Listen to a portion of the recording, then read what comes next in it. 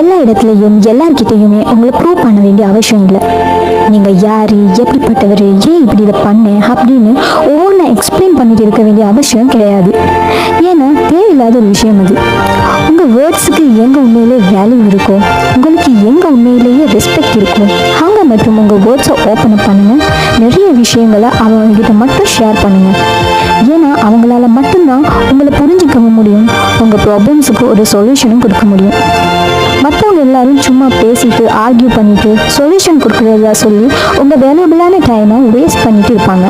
So அந்த மாதிரி people கிட்ட நம்ம அமைதியாக போகிறது தான் நமக்கு நல்லது. அதுதான் புத்திசாலித்தனமும் கூட. ஓகே.